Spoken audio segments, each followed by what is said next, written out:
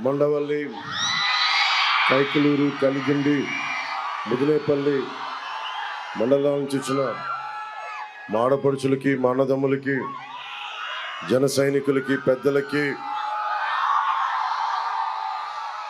కూటమి తరపు నుంచి, జనసేన తరపు నుంచి, వేదిక పైన ఉన్న నాయకుల తరపు నుంచి మీ అందరికీ హృదయపూర్వక నమస్కారం. కైకలూరు మన కొల్లేరు సరస్సు చిన్నప్పుడు తెలుగు పాఠాల్లో చదువుకున్నాం. అంటే అంత విశిష్టమైనది. అంటే కొంప కొల్లేరైంది అంటాం.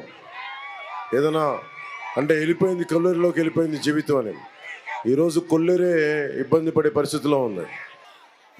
అంటే ఈ రోజున నన్ను అందరూ అడుగుతాను, ఇందాక పీటీఐ ఇంటర్వ్యూ చేస్తూ ఉన్నాం, మీ ఆబ్జెక్టివ్ ఏంటి, మీ ఉద్దేశం ఏంటి, మీరు ఇక్కడ ఎందుకు వచ్చారు పాలిటిక్స్కి, దశాబ్ద కాలంగా ఓడిపోయినా మీరు ఎందుకు నిలబడి ఉన్నారు అని అడిగితే వాళ్ళకి ఒకటే చెప్పాను.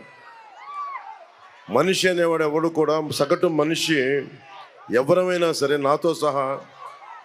నాతో సహా ఎవరైనా కోరుకునేది ఆరోగ్యం బాగుండాలని, తాగడానికి నీళ్లు ఉండాలని, పంట పండించుకోవడానికి సాగునీరు ఉండాలని, బిడ్డల్ని చదివించుకోవాలని, తలపైన ఒక గూడు ఉండాలని కోరుకుంటాం. ఇవి ఇవ్వడానికి ప్రభుత్వాలు రకరకాల పనులు చేస్తూ ఉంటాయి. ముఖ్యంగా మన కొల్లేరు సమస్యలు ఉన్నాయి. మౌలికంగా మన కొల్లేరు కాంటూర్ సమస్య ఉంది, తాగునీటి సమస్య ఉంది. ఆక్వా రంగాన్ని 50 ఎకరాలు బెదిరించి ఎమ్మెల్యే కొడుకు తీసేసుకున్నాడు అలాంటి ఉన్నాయి. ఆక్వా రంగం ఖర్చులు పెరిగిపోయినాయి. ₹1.50 ఉండే కరెంటు ఖర్చులు ఈ రోజున ₹5 పైగా పట్టుకెళ్ళిపోయాడు. అలాగే డ్రైనేజ్ సమస్య ఉంది. వీటన్నిటికంటే ఇంతమంది యువతున్నారు, ఆడపడుచులు ఉన్నారు.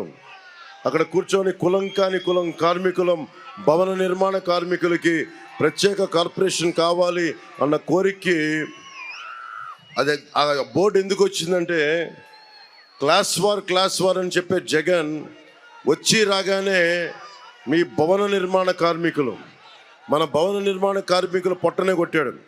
ఎవరైతే కష్టం చేస్తారో, ఎవరైతే ఇలాంటి కట్టడాలకి వాళ్ళ కళ్ళల్ని కరిగిస్తారో, ప్రతి కట్టడానికి 1% సెస్ కడతాం. ₹1,00,000 ఖర్చు అయితే ₹1,000 సెస్ కడతాం.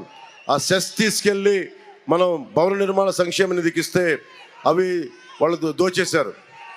ఈరోజు నేను మీకు కూటమి ప్రభుత్వం రాగానే కీలకమైన మన భవిష్యత్తులోకి అవసరమని ముందు చెప్పి తర్వాత మన సమస్యల గురించి మాట్లాడతాం. రాగానే డిఎస్సి నోటిఫికేషన్ని విడుదల చేస్తాం రాగానే. అలాగే ఫీజు రీఎంబర్స్మెంట్ జరిగేలా చూస్తాం.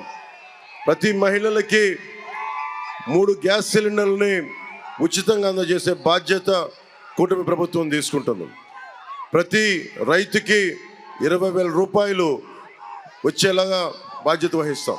అలాగే సిపిఎస్, ప్రభుత్వ ఉద్యోగులకి సిపిఎస్, దాని మీద చేసి దానికి ఆల్టర్నేటివ్ సిపిఎస్ కానీ, లేదంటే దానికి ఆల్టర్నేటివ్ విధానం కానీ, రిటైర్మెంటు సంతోషంగా ఇంటికి వెళ్ళాలి తప్ప భయంతో వెళ్ళకూడదు. అందుకని ప్రభుత్వ ఉద్యోగులకి గ్యారంటీ ఇస్తున్నాం.